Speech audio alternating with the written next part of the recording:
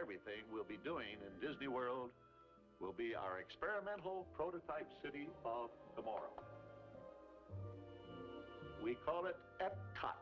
So just like 10 million other people, I watched the pilot for Knights of Guinevere, created by Dana Terrace, Zach Marcus, and John Bailey Owen, produced by Glitch Productions. Normally at this point people would bring up Dana Terrace's previous show, The Owl House, but I'm not going to do that. Yet. However, the long and short is that I really liked Knights of Guinevere. I like the art style, the world, the story, and especially our main leads. The easiest way for me to get on board with your show is to have a solid group of friends as your protagonists. While there are plenty of videos dissecting the pilot, hell, I saw some 3 hours after it dropped, I didn't want this to be just another video talking about it. Instead, I was thinking about what stuck out to me the most, and one aspect so far that caught my attention is the design of Princess Guinevere herself.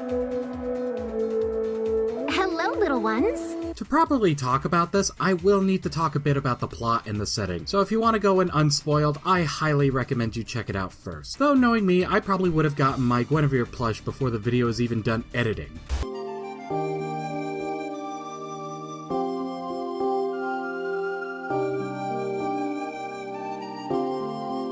In the far future, Park Planet is a theme park high in the sky built across the entire planet. It was created by a man named Orville Park for his daughter Olivia Park. The main mascot for this magic kingdom being Princess Guinevere. She is so popular that she may as well be the only character that people love. She's been in multiple movies with different genres and even her own live-action remake. In fact, she's so popular that there's multiple versions of Guinevere, and it's implied that they're on different park planets. This is Guinevere.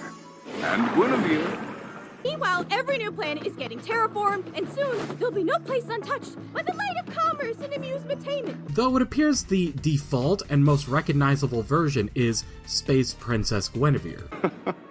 This is Guinevere as well. They even boast that no matter which Guinevere you meet, they'll all remember you. They don't go into much detail in the pilot, but I'm guessing that there's some kind of central database to keep track of all interactions as, shockingly, they're all animatronics. So I've been putting up a few images of Guinevere, and, well, you might have noticed something familiar.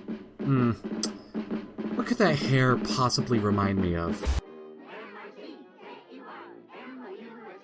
In a rather genius move for the show, they made Guinevere an amalgamation of Mickey Mouse and various Disney princesses. I didn't bring it up before, but if you watch the show, the parallels to Park Planet in Disneyland are quite pronounced. I know, it's very subtle. It's actually a pretty unique take, as most Disney parodies just come up with some lame-assed Mickey knockoff, and it helps to expand the scope of the critiques that the show aims at Disney as a company. I first did want to break down Guinevere's design, and how I believe she takes cues from 3 distinct generations of Disney princesses. Her personality and overall dress seem to be based around early Walt-era princesses, those being Snow White, Cinderella, and Aurora. I'll get back to her personality later, but her dress especially reminds me a lot of Cinderella, with how white and flowing it is, and this necklace seems to invoke the tiara Aurora typically wears. Put another pin in that. However, you then notice that Guinevere has quite noticeable breasts. But not only that, but her shoulders are revealed and her dress shows quite a bit of back. I can't help but think of Ariel and Jasmine from the 90s, and how they have more skin showing than other Disney princesses up to that point. Finally, we get to the eyes and face. In fact, there's a few points in the pilot which really highlight her face with design tweaks. Her eyes are much rounder and wide, which invokes the look of Rapunzel, who sort of became the template for Disney female faces in the 2010s and 2020s. With all this in mind, you would have noticed that I've been overlooking a major aspect of Guinevere, the version we see with Olivia early in the pilot. At first glance, you really wouldn't notice anything unusual, yet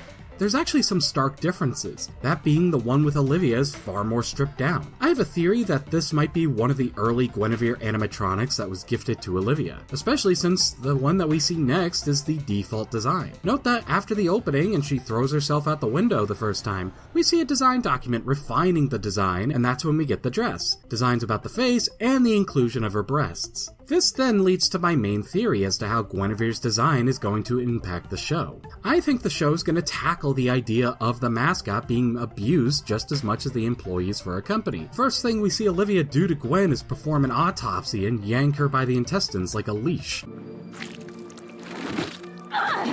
I've seen some speculation even that the necklace is more of a torture device to keep her head up at all times, which quite the ghoulish idea. We also see them be attacked by guests and defaced by people down below on the planet's surface. Reminds me a lot of Mickey Mouse, and when people criticize the Disney company, they typically drag Mickey through the blood. Shit! They drag Mickey through the mud. This was extremely common in the 90s and 2000s. I mean, hell, it's even done today with rage bait YouTube thumbnails. Though, have you ever asked, what did Mickey Mouse himself do? He didn't sign off on the production of Mulan being filmed near a concentration camp. He didn't remove Jimmy Kimmel's show off the air. He didn't even try to build a theme park near a Civil War monument. Mickey has just been Mickey, a scrappy but kind-hearted person. The same with the Disney princesses. As stated in my Snow White video, there was a big controversy for a long time that these characters pushed an unhealthy ideal onto children. Now, I'm not saying that this isn't valid, but this show asks a very interesting question. Should the mascot be burdened with the sins of a company who owns them? Guinevere is that pushed to an extreme. Her horribly mangled carcass is dragged up from the ocean, and while Frankie is in awe of finding her, everyone else is more interested in exploiting her. The most chilling example being Sparky talking about his freaky clients. Trust me, they're some of my best clients. You were just going to sell her, man! To one of your nasty Not only is this poor thing mangled, beaten, and damn near destroyed, but even in this state, she's gonna be further abused if she's in the wrong hands. But because of Frankie and Andy, she was instead saved and might even be properly fixed this time, and they're rewarded for this kindness. Albeit in a very brutal way. One thing that has kind of irked me in the discussions for this show is that people think that this is a strict middle finger to Disney by a backstabbed creator, as Dana Terrace's The Owl House was notoriously cut short for not fitting the brand. However, I think the show is gonna take a more nuanced take. Now, the show so far has been a harsh critique of Disney, don't get me wrong. The planet's surface is like one of those shady Disney merchandise resellers, but as a whole city and industry with people actively getting sick and dying from the production of merch. However, there are some points that show that there's some nuance here, namely in not just Guinevere, but with Frankie. She's actually fond of the park and actually genuinely loves the character. Remember when we snuck in the park to play that crane game? We didn't get the doll, but we met a real Gwen. That memory is still so vivid. And now you make stuff that gives other people memories like that. I just think that's cool as shit, D. Right, Guinevere? That's right! While there's a whole nother character discussion to be had with Frankie, that will have to wait for another time. It's important to note that not only is Frankie's optimism an important element of the story, there's also Guinevere herself. She's not secretly evil or some over-the-top parody character. Her personality seems to reflect that of an older Disney princess, namely Snow White. She's kind, she's patient, with no intent to harm anyone, albeit, again, unless it's in self-defense. Is that your parent or guardian? I see. Well, you've been such a good friend to me. Allow me to sort this out for you.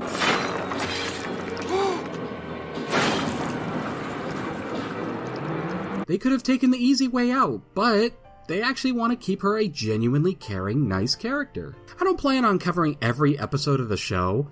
I'm not that kind of channel, but I do want to speculate where this might go. I believe the show is going to focus on how the mascot of a company gets defaced and abused, not just by the people taking their frustrations out on the company, but by the company themselves. Hell, it even goes beyond Disney. Have you ever noticed that Warner Brothers has no love for Looney Tunes? At the first sign of trouble, they're quick to throw the characters under the bus, but when things are good, they'll suddenly be chummy. I mean, I think Woody Woodpecker has been long dead and buried by Universal when they no longer sought to exploit him as a Mickey Mouse-style mascot. Companies will absolutely use and abuse anything in their possession to get money, and if they can't, well then they'll toss them out. However, these are just my thoughts. What do you all think? I'd love to know how you think my thoughts stack up, and I'm very excited to see where this show goes and how it'll tackle the big issues, like Disney adults. Ah fuck, wrong picture.